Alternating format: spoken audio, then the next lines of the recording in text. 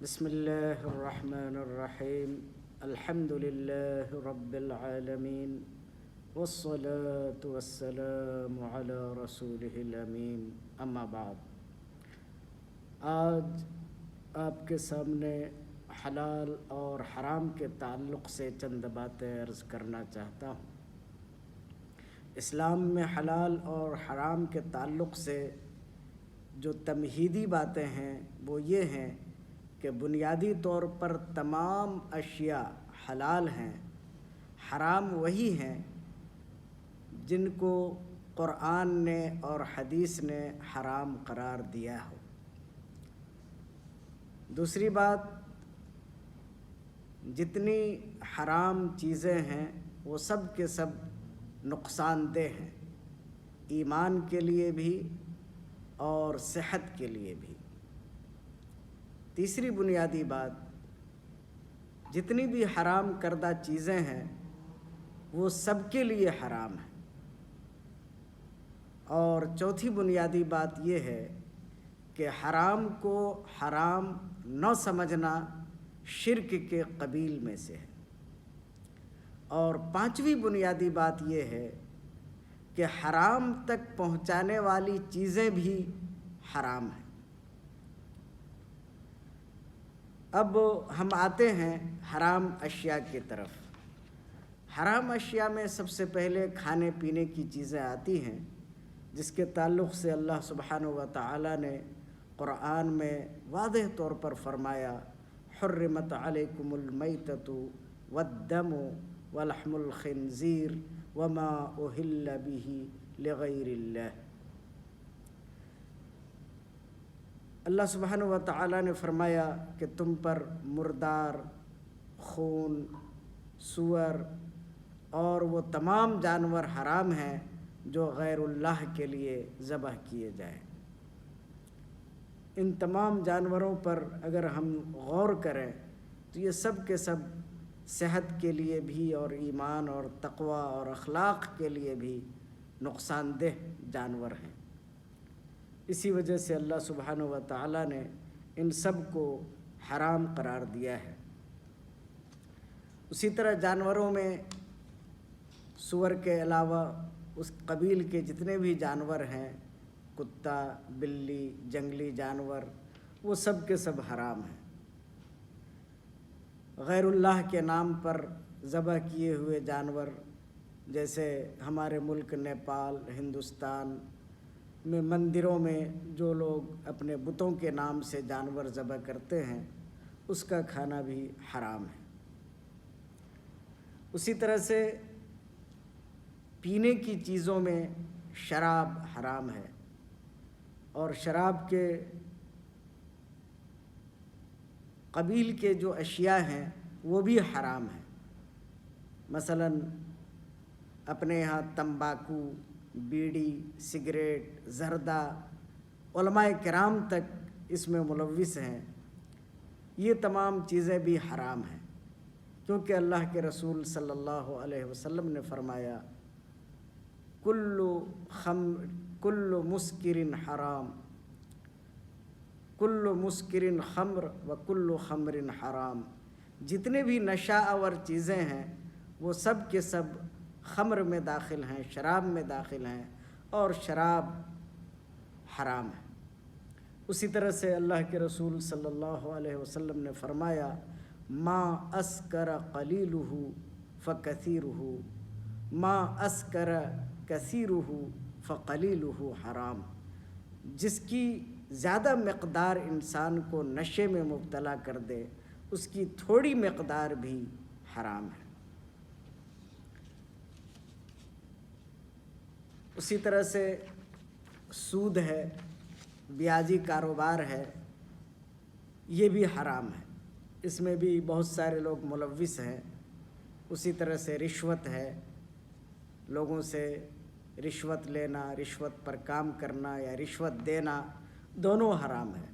اللہ کے رسول صلی اللہ علیہ وسلم نے فرمایا، الراشی والمرتشی کلاہما فی النار۔ رشوت لینے والا اور رشوت دینے والا دونوں کے دونوں جہنمی ہیں۔ اسی طرح سے وراثت میں حق نہ دینا بھی حرام ہے۔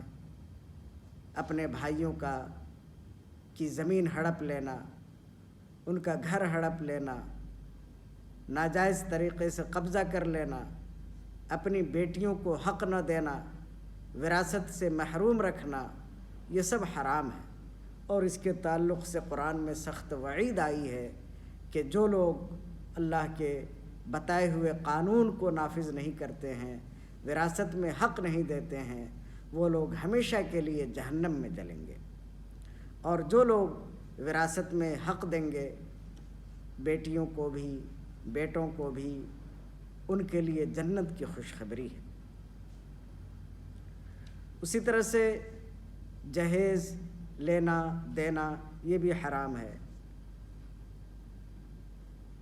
پہننے کی چیزوں میں مردوں کے لیے سونا، سونے کی انگوٹھی، ہار، اسی طرح سے ریشم، خالص ریشم کے کپڑے، یہ مردوں کے لیے حرام ہے۔ اور عورتوں کے لیے سونا اور ریشم جائز ہے۔ اسی طرح سے عورتوں کی مشابہت اختیار کرنا، غیر قوم کی مشابہت اختیار کرنا، یہ بھی حرام ہے۔ مجسمہ بنانا، بت کی شکل میں کوئی چیز بنانا اور اپنے گھروں میں رکھنا، یہ بھی حرام ہے۔ جادو، چوری، ڈکیتی، یہ سب بھی حرام ہے۔ بہت سارے لوگوں کو دیکھا گیا ہے اپنے سماج میں کہ وہ جھاڑ پھونک کرنے میں وہ شیطانی عمل کا سہارا لیتے ہیں اور شیطان سے کچھ سیکھ کر یا اس طرح کے اعمال کرتے ہیں جو شیطانی اعمال ہیں، اور اس کے ذریعے سے وہ جھاڑ پھونک کرتے ہیں، تو یہ بھی حرام ہے۔ جھاڑ پھونک ہم قرآن کے ذریعے کر سکتے ہیں، قرآنی آیات، سورہ الفاتحہ، چاروں قل، آیت الکرسی، ان چیزوں کا اہتمام کریں تو یہ جائز ہے، لیکن شیطانی عمل حرام ہے۔ اسی طرح سے خودکشی کرنا بھی حرام ہے۔ بہت سارے لوگ مایوس ہو کر خودکشی پہ اتر آتے ہیں، آتم ہتیا کر لیتے ہیں، تو اسلام نے اس کو حرام قرار دیا ہے، کیونکہ جو کچھ ہمارے پاس ہے، ہمارا جسم، ہماری جان، ہماری آنکھیں، ہمارے کان، یہ سب کے سب اللہ سبحانہ و تعالیٰ کی طرف سے امانت ہے، اور اس امانت میں خیانت کرنا، اس کو ضائع کرنا، اس کا غلط استعمال کرنا، یہ سب کے سب حرام کے قبیل میں آتے ہیں۔ اسی طرح سے تجارت میں حرام تجارت، بے ایمانی، شیطانی، سودی کاروبار، یہ سب اس طرح کے جو کاشتکار، اس طرح کی جو تجارت ہے وہ بھی حرام ہے۔ اسی لیے حدیث میں کہا گیا التجار ہم الفجار، ایک طرف تجارت کو بہت اچھا پیشہ کہا گیا بشرط یہ کہ امانت داری کے ساتھ کیا جائے، لیکن اکثر کاروباری لوگ آج کے دور میں جھوٹ، پھوس، دھوکہ دہی سے کام لیتے ہیں۔ سامان کی خرید کچھ ہوتی ہے اور قیمت کچھ بتاتے ہیں، بہت بڑھا چڑھا کے بولتے ہیں، دلالی کرتے ہیں۔ تو اس طرح کے جو تاجر ہیں وہ سب کے سب فاسق اور فاجر ہیں۔ ایسے لوگوں کے لیے کوئی خوشخبری نہیں ہے، ایسے لوگوں کی تجارت باطل تجارت ہے، اور ایسے تاجروں کا کمایا ہوا مال بھی حرام ہے۔ اسی طرح سے زنا ہے۔ زنا یہ ہے کہ ہم بغیر شادی کے غیر عورتوں سے ہم مباشرت کریں، تو یہ بھی حرام ہے۔ اور زنا کے قریب لے جانے والی چیزیں، مثلاً عورتوں سے، غیر محرم سے خلوت میں ملنا اور اس طرح کے اعمال کرنا جو زنا تک پہنچائے، وہ بھی حرام ہے۔ اور سماج میں یہ بیماری بہت زیادہ ہے۔ ہم اپنی نوجوان نسل کو اس تعلق سے ٹرین کرنے کی ہمیں ضرورت ہے کہ ہم ان کو بتائیں کہ تعلق کیسے قائم کرنا ہے، بغیر نکاح کے کسی بھی عورت سے ملنا اور بوس و کنار کرنا، یہ سب کے سب حرام ہیں۔ صرف جو جائز امور ہیں وہ یہ ہیں کہ ہم پیغام بھیجیں اور ان کو ایک بار دیکھیں، پسند ہو جائے، اس کے بعد ہم نکاح کریں اور نکاح کر کے ہم اپنی ضروریات پوری کریں۔ ایک بیوی سے ہمیں تشفی نہیں ہو رہی ہے، ایک بیوی اگر ناکافی ہمارے لیے ہے تو ہم 2 شادیاں کریں، 3 شادیاں کریں، 4 شادیاں کریں۔ 4 سے زیادہ شادی کرنا، بیک وقت 4 بیویوں سے زیادہ بیویاں رکھنا، یہ بھی حرام ہے۔ اسی طرح سے حرام ملازمت، مثلا سودی کاروبار کے تعلق سے، سودی کاروبار جہاں ہو رہا ہو اور سودی معاملات جہاں ہو رہے ہوں، جیسے بینک کی ملازمت ہے یا شراب کا خرید و فروخت ہے، اس میں کام کرنا ہے، اس طرح کی تجارت میں حصہ لینا ہے، تو یہ سب کے سب حرام ہے۔ اسی طرح سے بہت ساری ایسی چیزیں ہیں جو حرام کے قریب ہیں یا اس سے مشابہت رکھتی ہیں، جس کو ہم مکروہات میں داخل کر سکتے ہیں۔ اللہ کے رسول حضرت محمد مصطفیٰ صلی اللہ علیہ وسلم نے فرمایا، الحلال بین والحرام بین وبینہما مشتبہات۔ حلال بھی واضح ہیں اور حرام بھی واضح ہیں، اور دونوں کے درمیان کچھ ایسی چیزیں ہیں، کچھ ایسے کام ہیں، کچھ ایسے امور ہیں جو متشابہات میں آتے ہیں، جس میں حلال اور حرام دونوں ہونے کی خاصیت پائی جاتی ہے۔ تو ان امور سے بھی ہمیں بچنا چاہیے۔ ان میں جیسے شہرت کے لیے کام کرنا، گھمنڈ کرنا، تکبر کرنا، اپنے آپ کو بڑا سمجھنا، زینت میں غلو کرنا، بہت زیادہ زینت اختیار کرنا، اسی طرح سے اپنے جسم کی بناوٹ کو تبدیل کرنا، جیسے وہ دانتوں کو نوکدار بنانا، جسم میں وہ کالے نشان بنانا، خوبصورتی کے لیے آپریشن کرانا، اسی طرح سے بھویں باریک کرنا، بال جوڑنا، یہ سب کے سب متشابہات میں آتے ہیں۔ اسی طرح سے فوٹوگرافی ضرورت کے مطابق ہو تو اس کا جواز ہے، لیکن بغیر ضرورت فوٹوگرافی کرنا، اس کی بھی ممانعت احادیث میں آئی ہے۔ اسی طرح سے آج کل کا جو ایک بہت بڑا مرض ہے، بیماری ہے، وہ ہے ناچ گانا، فلم دیکھنا اور ڈانس کرنا، گندے ویڈیوز دیکھنا۔ موبائل اس دور کا ایک بہت بڑا فتنہ ہے، اگرچہ ہم اس سے بہت ساری اچھے کام لے سکتے ہیں، لیکن اچھے کام لینے والے کم ہیں اور غلط کام اور غلط استعمال کرنے والے لوگ بہت زیادہ ہیں۔ خاص طور پر نوجوان طبقہ موبائل کا غلط استعمال کرتا ہے، اس میں پب جی اور دوسرے گیم وغیرہ کھیلتا ہے، اپنے وقت کو ضائع کرتا ہے، تو یہ سب بھی متشابہات میں آتا ہے، یہ سب بھی حرام کے قریب چیزوں میں اس کا شمار ہوتا ہے۔ اسی طرح سے سینما، لاٹری، غیبت، چغل خوری، جھوٹ، یہ تمام چیزیں بھی حرام کے قبیل میں آتی ہیں۔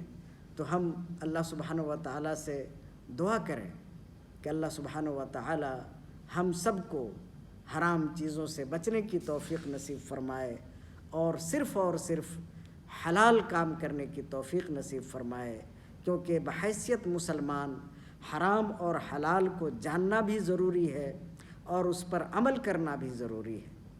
آج کا سماج پراگندہ ہو چکا ہے۔ ملک نیپال میں، پڑوسی ملک ہندوستان میں غیر مسلموں کے ساتھ رہنے کی وجہ سے ہمارے اندر بہت ساری خرابیاں آ گئی ہیں۔